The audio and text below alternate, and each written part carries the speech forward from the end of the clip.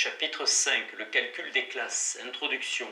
À partir du concept de fonction propositionnelle à une variable d'individu, il est possible de définir le concept de classe et d'introduire les opérateurs constituant le calcul des classes. Nous allons en rappeler les principaux éléments dans la mesure où ils conditionnent souvent la formalisation des raisonnements, et en particulier étaient déjà impliqués dans l'interprétation sémantique du calcul, théorie des modèles, et interviendront dans la définition des opérateurs du calcul des relations. Notre souci étant principalement pédagogique, nous suivrons globalement la démarche russellienne consistant à définir logiquement les concepts du calcul des classes. À travers le rappel du paradoxe des classes, nous serons toutefois amenés à évoquer les difficultés de cette approche logiciste qui conduisirent à préférer une fondation axiomatique de la théorie des ensembles. Intention-extension. De façon générale, on peut définir quelque chose de deux façons. En intention ou compréhension, au moyen d'une description conceptuelle précisant les caractéristiques spécifiques de cette chose, donc d'une définition ou bien d'une loi de formation. En extension, en énumérant tous les objets qui répondent à la description en question et composent une classe. Exemple, définition de l'homme au sens générique. Intentionnel, animal qui dialogue, qui raisonne, qui rit, etc. Extensionnel, Adam, Ève, Platon, Diotime, Jeanne d'Arc, Tex Avery, etc. On peut symboliser par une fonction propositionnelle f de x la définition intentionnelle. Une telle fonction détermine la classe extensionnelle, x de f de x, de tous les individus qui satisfont la fonction en question. Si f de x est une femme, on a f de Ève et f de Diotime et f de Jeanne d'Arc, etc. Et on détermine ainsi la classe comprenant toutes les femmes. Une approche strictement extensionnelle est utilisable pour les classes finies pour lesquelles il est toujours possible d'énumérer exhaustivement leurs membres. En revanche, il est humainement impossible d'énumérer une classe infinie et donc de l'appréhender de façon purement extensionnelle. Le recours à une fonction intentionnelle s'avère en ce cas indispensable. Il faut alors disposer d'une définition ou d'une procédure qui permette de savoir si un individu quelconque appartient ou non à la classe en question. Ainsi, un entier naturel appartient à n si on peut l'engendrer par addition à partir de 0. Le principe d'extensionnalité. Si une fonction propositionnelle donnée détermine une classe, une fonction différente de celle-ci peut aussi déterminer la même classe. En géométrie, la classe des figures fermées triangulaires est aussi la classe des figures trilatères. Intentionnellement, les fonctions avoir trois angles et avoir trois côtés sont différentes, mais du point de vue extensionnel, elles ne diffèrent pas en ce qu'elles déterminent la même et unique classe. Un calcul sur les classes n'est possible qu'en se fondant non sur la considération des fonctions, mais sur celle des classes comme objet qu'elles déterminent. C'est ce qu'assure le principe d'extensionnalité appliqué aux classes. Il stipule que deux fonctions formellement équivalentes déterminent la même classe, garantissant dès lors la transparence des fonctions. Il autorise un véritable calcul sur les classes. La question est alors de savoir s'il faut assumer la réalité de ces nouveaux objets.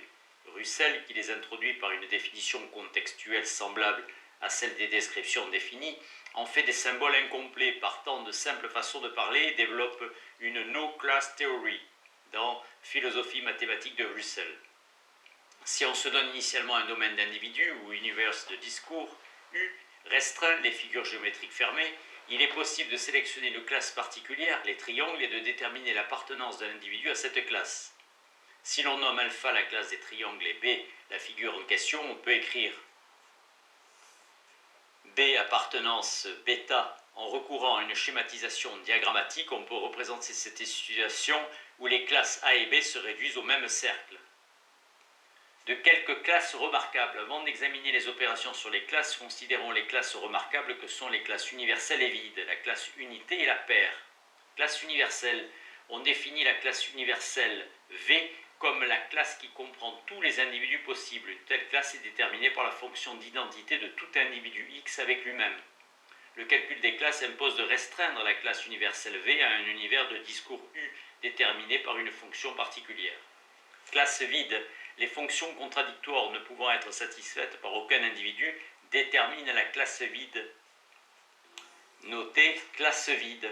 Ainsi, la fonction x différente de x. Nous reprenons ici le symbole de Peano.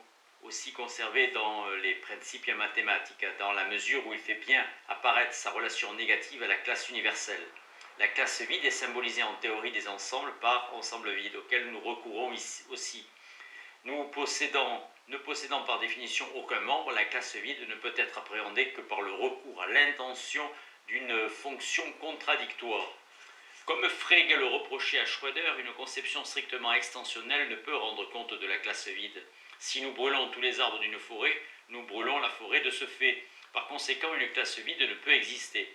Kritische Belunstung einiger Punkte dans Schröder, Vorlesungen über die Algebra der Logik, 1895.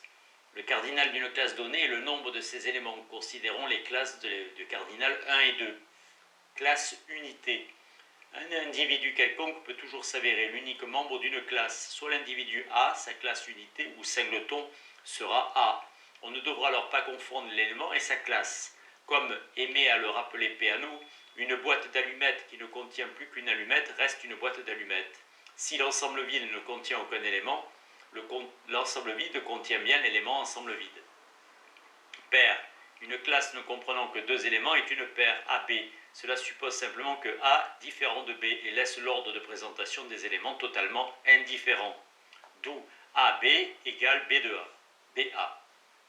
Les principales opérations. Le calcul des classes se développe en opérant sur les classes. Nous allons définir les principales opérations qui le constituent. Complémentaire. Le complémentaire d'une classe, relativement à l'univers de discours, est composé de tous les individus qui n'appartiennent pas à cette classe. En déterminant une classe, une fonction propositionnelle partage l'univers de discours en deux, les individus qui appartiennent à la classe et ceux qui n'y appartiennent pas. L'introduction d'un univers de discours permet seule de définir extensionnellement la négation de prédicat qui échappe à une appréhension purement intentionnelle. Que sont eux-mêmes les invertébrés? Si on ne restreint pas l'univers aux seuls animaux, faudra-t-il admettre les caramels mous, les nombres imaginaires, les étoiles filantes, etc. On peut aussi définir le complémentaire d'une classe relativement à une autre. Le complémentaire de bêta relativement à alpha est composé des éléments de alpha qui n'appartiennent pas à bêta. Une telle représentation graphique est semblable à celle de la traduction de tous les F sont des G par un diagramme de Venn. Intersection. L'intersection de deux classes définit la classe des éléments communs aux deux classes.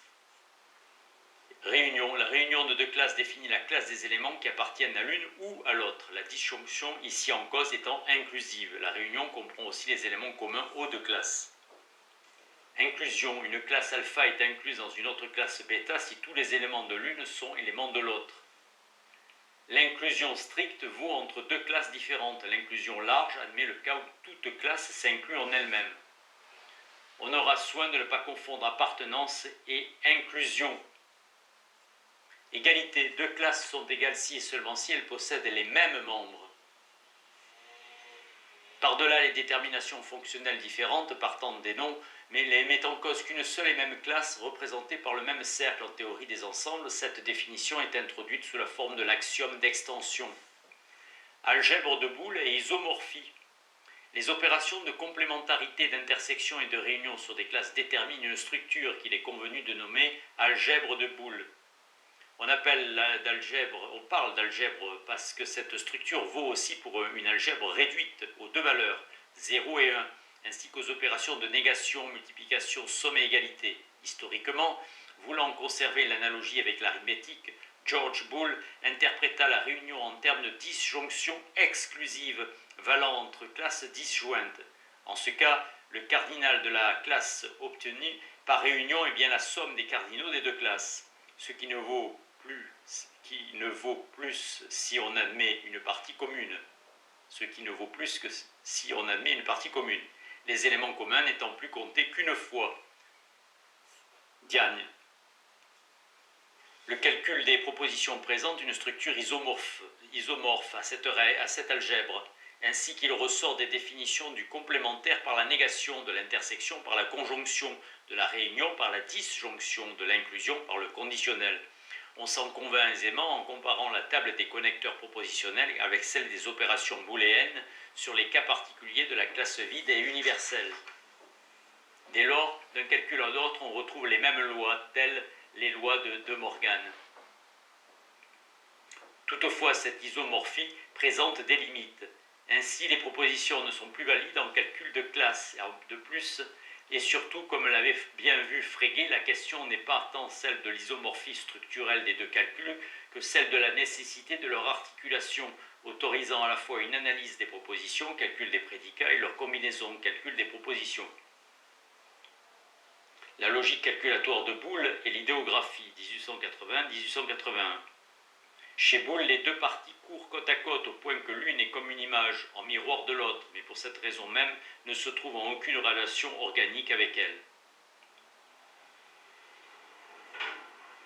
Paradoxe et théorie des types. Boole avait bien noté une étroite et remarquable analogie entre calcul des classes et calcul des propositions, qui étendait d'ailleurs au calcul des probabilités. Russell l'a utilisé pour traduire logiquement le calcul des classes au moyen des concepts du calcul des prédicats, en définissant l'appartenance en termes de satisfaction d'une fonction. Il crut à partir de là pouvoir aisément réduire toutes les mathématiques à la logique, projet logiciste. Malheureusement, cette tentative se heurta rapidement à un obstacle majeur, le paradoxe des classes, dit paradoxe de Russell, qu'il découvrit au printemps 1901. Le paradoxe des classes, si on admet qu'une classe peut appartenir à elle-même, la classe de toutes les classes est une classe, et qu'une autre peut ne pas s'appartenir, la classe des hommes n'est pas un homme, on peut alors se demander si la classe de toutes les classes qui ne s'appartiennent pas s'appartient. Si oui, elle possède la propriété qui la caractérise et ne s'appartient pas, sinon elle ne possède pas sa propriété caractéristique. Il est faux qu'elle ne s'appartienne pas, donc elle s'appartient. On aboutit à un paradoxe, chaque branche de l'alternative conduisant à une contradiction. Retrouvant les réflexions des Mégariques sur les limites de la rationalité discursive, Russell prit très au sérieux ce paradoxe et chercha le moyen de l'éviter. Après 6 ans d'efforts, il proposa une solution, sa théorie des types. La théorie des types. Le paradoxe des classes provient de ce qu'on autorise l'appartenance d'une classe à elle-même. Il se produit alors un cercle vicieux qui rend tératologique la classe en question dans la mesure où sa clôture n'est pas assurée. Comme le dit joliment Russell, c'est comme de vouloir marcher sur sa propre ombre. Ce diagnostic admis, le remède paraît évident, faire en sorte de ne plus engendrer de telles classes. Russell proposa dans sa théorie des types de renforcer les contraintes syntaxiques en imposant une condition de signifiance, selon laquelle une classe ne peut se contenir comme élément. D'où une hiérarchie de domaines de signifiance ou types mutuellement exclusifs. Si un individu peut être membre d'un club de football, un tel club ne peut être membre que d'une fédération de clubs. Un type est un domaine de signifiance, range of significance, des valeurs des variables. Les types se construisent progressivement à partir des individus. Type 0 des individus, type 1 des classes d'individus, type 2 des classes de classes, etc. La distinction des types interdit désormais qu'une classe puisse appartenir à elle-même. L'appartenance ne peut valoir qu'entre éléments de types différents comme dans AE appartenance alpha. A appartenance alpha où A est un individu type 0 et alpha une classe type 1. Une classe doit d'abord être complètement constituée avant d'appartenir éventuellement à une autre classe de type immédiatement supérieur. Une telle solution peut paraître ad hoc. En tout cas, elle menace la généralité des lois logiques dans la mesure où elle impose partout de maintenir une distinction de type. Par exemple, les nombres sont indexés sur les types et il y a un infini par type. Pour pallier cette complexité, on a cherché d'autres solutions. Dès 1899, en construisant cette théorie naïve des ensembles, George Cantor s'est aussi heurté au paradoxe du plus grand cardinal. Le cardinal d'un ensemble est inférieur au cardinal de l'ensemble de ses parties. N est inférieur à 2 puissance n. Ce théorème conduit directement à une contradiction. Si on prend pour n le cardinal de l'ensemble de tous les ensembles possibles, E, son cardinal doit être plus petit que celui de l'ensemble de ses parties, ce qui n'est pas possible si E est bien l'ensemble de tous les ensembles. Pour éviter de tels paradoxes, Zermelo, puis Skolem et Frenkel, 1922-1923, élaborèrent une théorie formelle et axiomatisée des ensembles, qui n'autorise plus la construction d'ensembles tératologiques. Skolem. Il précise que la propriété P de X de l'axiome de séparation doit s'exprimer dans le langage du calcul des prédicats de premier ordre, comprenant les constantes logiques habituelles, plus l'appartenance et l'identité. Einige Bemerkungen zur axiomatischen Begründung der Mengenlehre, 1922. En particulier l'axiome de séparation qui permet à partir d'un ensemble donné de construire ces sous-ensembles interdit tout paradoxe.